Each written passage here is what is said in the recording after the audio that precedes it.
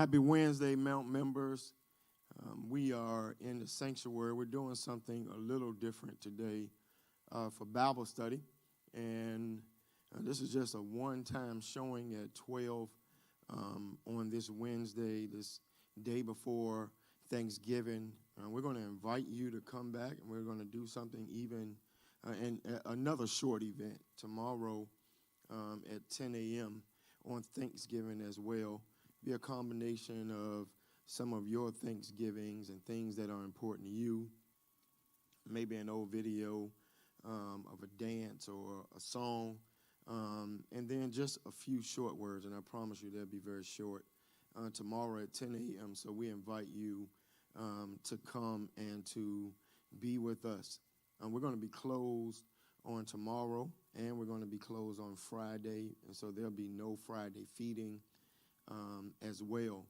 But remember, on Sunday, we're celebrating the 16th anniversary of our executive minister, and we want you guys to do everything you can to let her know that we appreciate her, we value her ministry here over the past 16 years, and how she's offered up her gifts and talents. And so you can do it. I've been encouraging people to just stop by the store, get a card, put a gift card in it, put a check, write it to Reverend Dwalene Butler, or write it to Dwalene Butler. You don't need to put the Reverend on there.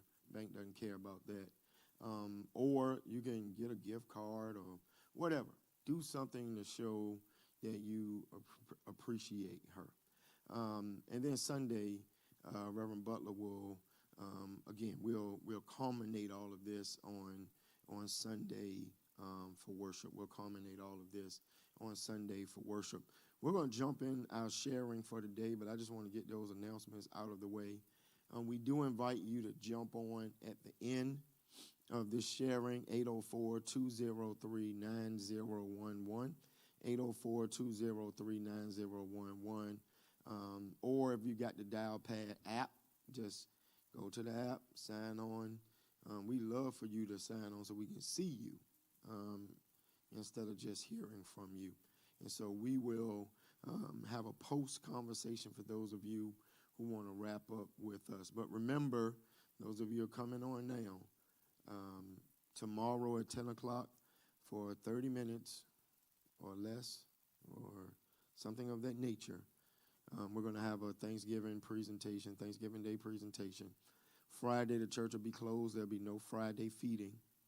And then Sunday, we celebrate our executive minister 16 years. So do what you can to celebrate her. All right, so that's where we are. Today's conversation is going to be a shorter one. It is the third part of our three-part COVID-19 conversations. The first one we had a couple weeks ago, myself and Dr. Chantel Brown. Dr. Chantel Brown, our sister here, our member, who is also the founder of Hope Pharmacy over on 25th Street in Church Hill, that we know of. We know here in the region, the only black woman-led pharmacy here and possibly in the Commonwealth. But we know here in the region, and so we constantly want to shout her out and celebrate her and what she's doing. And then the second conversation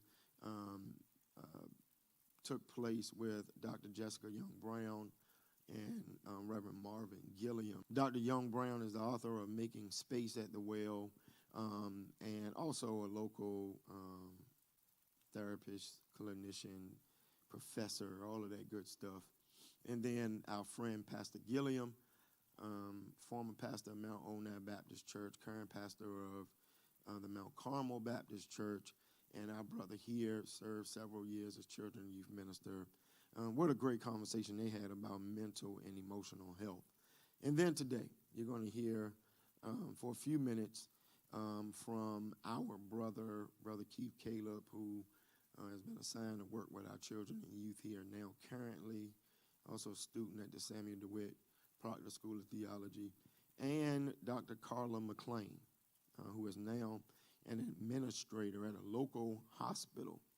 But at the beginning of COVID, and for several years prior to that, was an emergency room doctor. So she was in the height and the thick of it when the COVID cases first came in. And so they're going to share for a few minutes, and this will wrap up our journey with our COVID conversations, all a part of our Choose Healthy Life grant that we have been doing the work for during the months of October and November. So we're almost done with the grant, but we've been pushing, trying to debunk myths, trying to encourage people to get COVID vaccinations.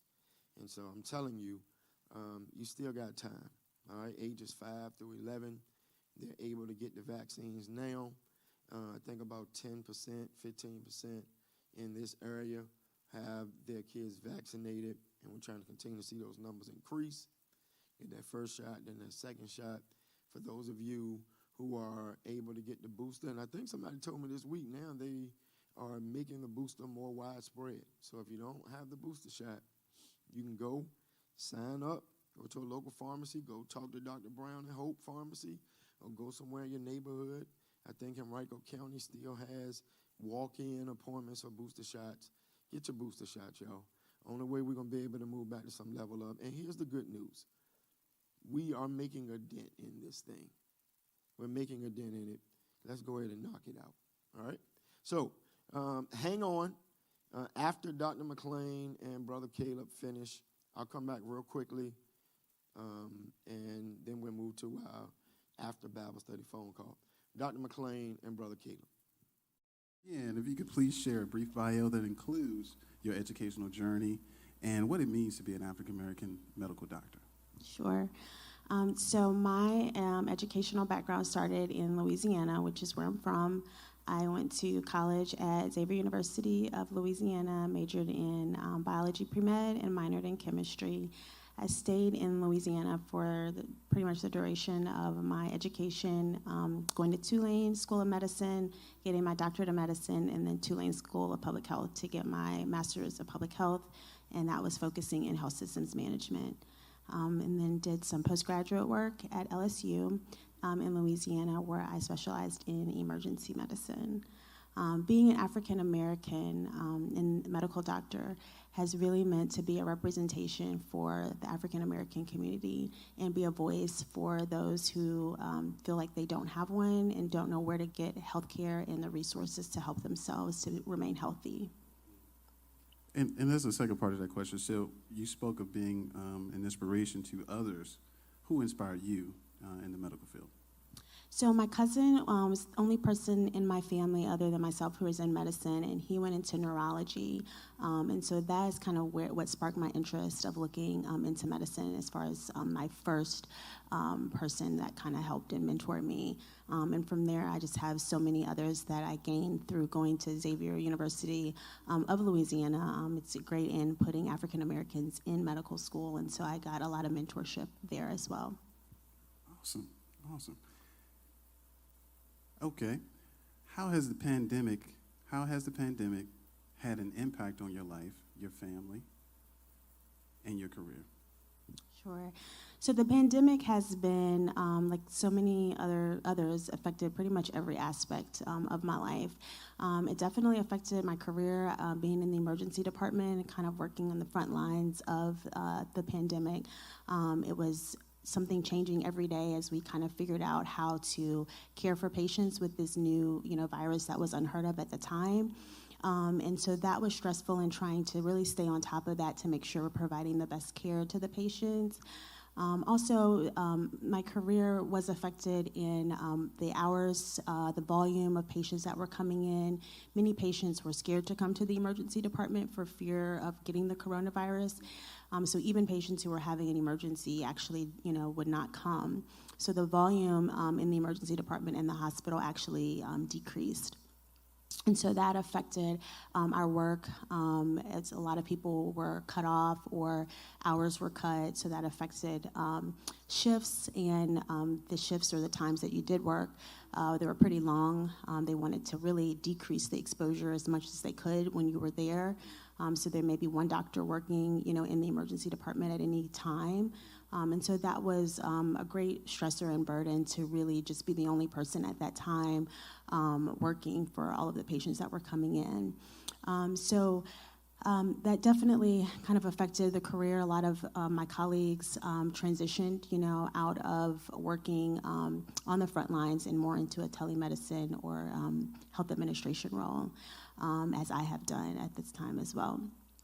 And then as far as affecting my family, it was very difficult, especially in the beginning, trying to figure out how to make sure you don't bring the virus home to your family. And so that was definitely a challenge in the beginning. Also with, having school-age, child at home and not really having childcare because they were closed also, and trying to do virtual schooling kind of affected our family dynamic and really trying to figure that out. I also was expecting during the pandemic, so trying to keep myself safe and make sure that my baby is safe as well was a challenge during the pandemic. So it definitely affected, I guess, our normalcy like it did so many other people, and we just figured out a way to really rework it and just make sure that we stay safe. Well, can you say a little bit more about the pregnancy during the pandemic? Because that's a few had the experience, but you can speak to it firsthand as to how you manage things a little bit differently. Sure. So I definitely was very cautious working in the emergency department. I made sure to have on PPE, even if no matter what the complaint was that they were there for, just because you never know if they have the coronavirus or they didn't. So I probably did a little more as far as sanitation and things that was expected, just because I wanted to make sure that, I didn't come into contact with anything to keep not only myself, safe, but the baby. It was definitely difficult for appointments and different things because you have to go kind of by yourself unless it's ultrasound or the delivery, so that was difficult as well during that time, but managed it, came out of it okay. Wow. When you just said going to the visits by yourself and giving birth by yourself, that is different, and wow, that's strength. Okay, why did you choose to be vaccinated, and when did you decide to be vaccinated, I suppose? Sure. So I chose to be vaccinated really for a couple of reasons. One, again, my career path really exposed me to coronavirus every day.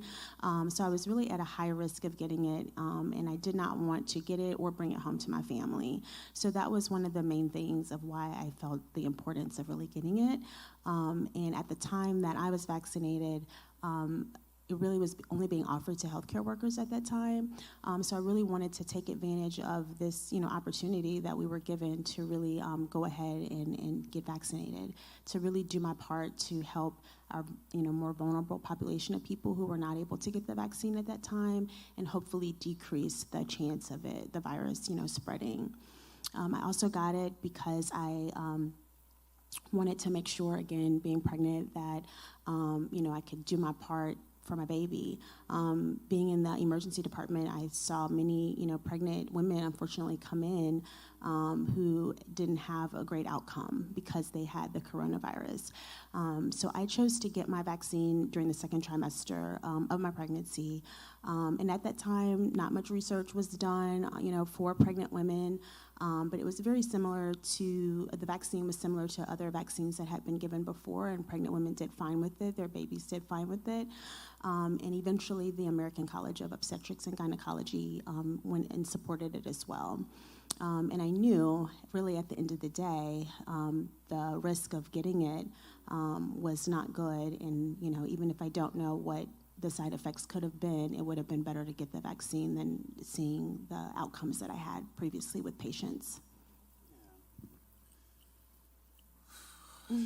That's a lot. I'm just thinking about the vaccine hesitancy and how that just adds a different level when you're trying to do it for a person that's not here.